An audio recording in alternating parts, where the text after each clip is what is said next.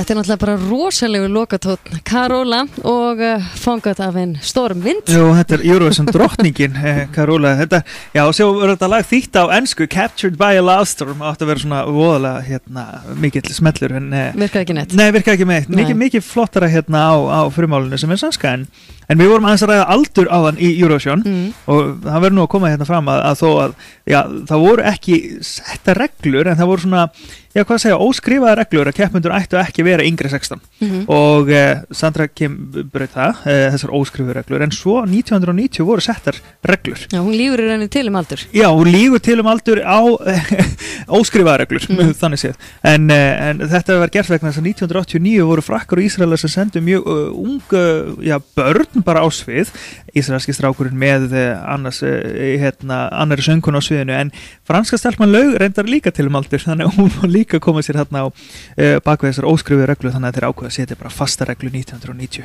að það er enginn undir 16 ára sem keppir í Eurovision. Þannig að spúið Gauka þess að okkur þú sem varst með þetta nokkurn veginn á hreinu en takk Jónína Kristín, hún er að hlusta okkur í gegnum sjónvarp Símans held ég alveg örugglega í Búðardal eða netinu. Þannig að óskrifaðar reglur er ekki það sama og reglur. Nei, nákvæmlega. En við erum búin að spjalla hér í dag við Pál Óskar og Hallgrímur Óskarsson lagahöfundur kíkti heimsókn til okkar áðan og nú við verðum nú eiginlega bara að segja einn helsti Eurovision spekingur landsins, Reynir Þór Eggertsson, hann er á línunni, sælir. Já, góðan daginn. Örlítið rámur í dag, kvifaður. Rámur, ég er búin að vera kvifaður alla vikuna og er tóltið hásbar í dag. Það tekur á Eurovision djama. Já, ég verð bara, tek bara Bonnie Tyler útgáðunar öllu lögunum í kvöld. Góður. Búin að jafna það eftir þriðdaginn? Já, svona nokkur daginn. Minna, þetta maður ennþá svona leiður yfir þessu, en það þýðir náttúrulega ekkert að leggjast í eitthvað mikið þunglindi yfir þessu. Nei, þetta er bara eins og þetta er. Já. En ef við förum eitthvað örlítið yfir keppnina í kvöld, þetta er flott lög, mörg hver sem eru komin áfram, ekkert of margar klósettpásur. Nei, það er aldrei mikið af flottum lögum þetta. Mér fannst seinni keppnin, mér fannst svona sanngjarnar í úrslit þar, heldur en í þeirri fyrri. Já, ég var að veikja það líka. Og svona, mér fannst svo keppni einhvern veginn, ég reyndar vera veikir, mér fannst aldrei mikið af lögum sem söngkona voru að öskra og en sko einhvern veginn það var enginn sem stóð sig eitthvað illa en á þriðjudagskvöldinu var svona byrjaði keppni svona aldrei svona shaky sko en ég meina það mér fannst svona almennt betri lög kannski þau góðu frá þriðjudaginu en þó er þetta Ástralía og Ísrael náði mig sérstaklega á 5. daginn sem ég hef ekki haft svona mikla vonir fyrirfram. Nei. Alveg. Og það er mikið á góðum lögum þetta kvöld og þetta skiptir röðin á þeim, hún skiptir talsverðu máli. Ég hef oft sagt það að fólk hefur kannski heyrt mig segja það að síðustu 8 lögin frá helmingina stigunum. Já, þegar finnst það skipta máli, ég er einmitt að með röðina fyrir frammi og sé til dæmis að Ástralía er sett ákvörð í miðjunni, heldur að það sé gott eða slæmt fyrir Dami? Ástralía var dregin í fyrri hluta keppninar og þeir raðin eins seint og þeir geta með við krafti. Einmitt. En Rússland til dæmis eru settir í 18. og þeir eru þá sérst í rétt það bil í síðasta þriðjungnum sko en eins snemma þar og hugsanlegt er sko ég meina þetta skiptir það máli en ástralska lagið er mjög sterkt það er mjög eftirminnilegt bæði lagið og söngkonan þannig að ég held að það lifi nú alveg af og það er nú oft þannig að þó að síðustu 8-9 lögin fá í helmingina stigunum þá þýðir það ekki að sigurvegarinn komi akkur að tala. Nei, nákvæmlega. Nei, mér minnir sigurvegar lögin það er alltaf einhver lög sem standa upp úr en náttúrulega móti sko þá skiptir það kannski meira máli upp á verður í 14. sæti eða 7. sæti.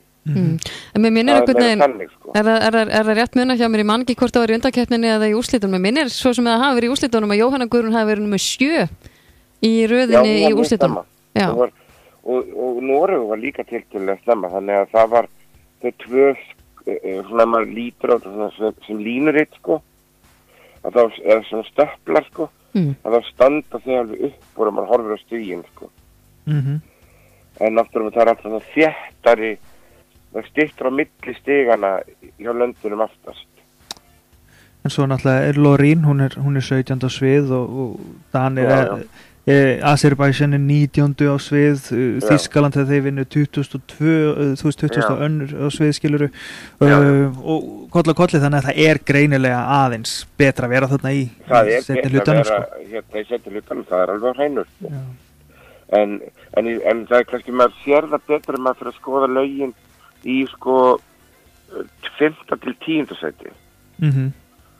Að þá einhvern veginn sko, eða þú veist, að lag sem kannski ef það hefði verið nummer 3 hefði fengið kannski 15 stig.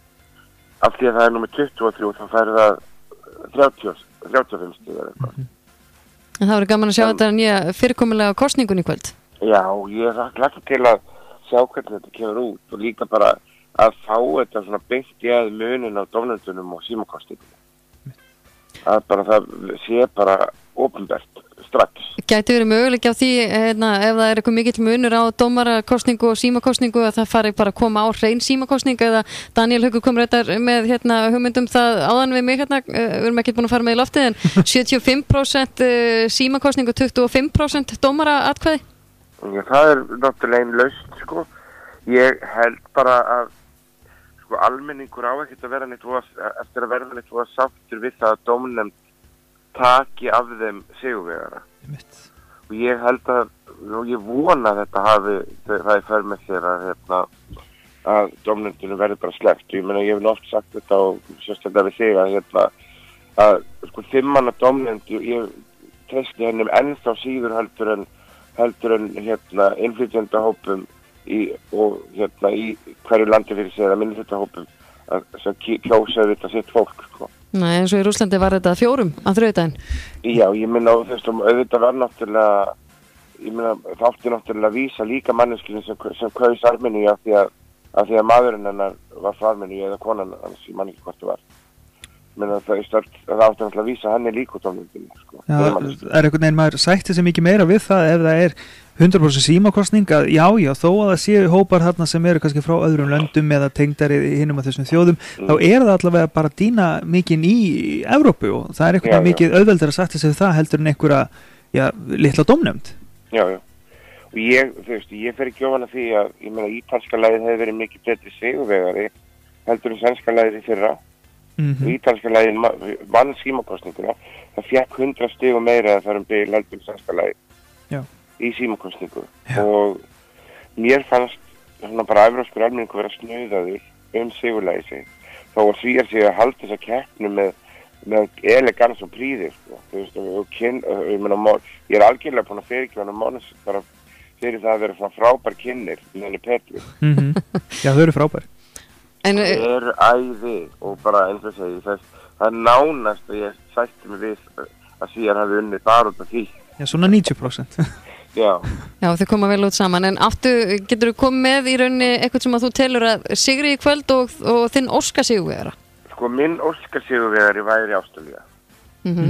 Ég yrði líka glaður ef Ísrael, Austurríki, Frakkland. Já. Og síðan ég er talsveit hrifin að spænska laginu og ég taldi eftir að heyra hvernig það kemur út í kvöld. Ég er svona sáttur við þessa sigurvegara. Ég held eftir að móti að topp 3 verði sem sagt Ástralía, Armenía og Rússland. Og ég treysti mér ekki alveg til þess að segja afgerandi hver af þessum vinnur. Ég ætla að leyfa mér að segja þessi Ástralía. Hefur svona trú á Armeníu?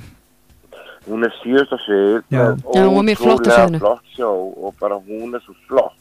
Já. Þá mér þykir þetta drullin leiðilegla. Já, samlega. Þá er það bara þannig. Ég meina, minn smekkur er ekkert allra, sko. Þannig að ég veit að Armeni á mjög góðan séns og það sama með þetta Úkraína á einhvern séns ég bara nægi ekki alveg tengst við það. Mér langar að finnast það æðislegt og fallegt og en bara ég er greinlega svo kaldlindur að snertir ekki það bara reyfir mig ekki við mér sko. Já, en þú ert þannig til að fara að horfa með Palla í kvöld eða hvað? Ekki alveg á hreinu ennþá. Nú, já. Þetta er allt svo einhvern veginn óráðið. Já. Það er ákvarðanir frá síðustu stundu. Já, en það var alltaf gaman að horfa á þetta í kvöld og gaman að sjá hvernig stigagjöfin kemur út. Já, ég hlakka til að sjá þetta. Mjög spennandi. Takk fyrir þetta Reynir og gaman að heyra í þér. Takk sömuleiðis og góða skemmtun. Sömuleiðis. Frábært. Já, bless. Bye. Já, hann segir svo sem það sama og Palli. Já, og við. Já, við erum á þessu. Við erum komin í atkvæða, atkvæði. Sækja í atkvæði. Hvað ætlum hún verði? Ég meina hún er 13 og segja, ætlum hún verði ekki 999 13 þá? Dami, ég myndi halda það. Já.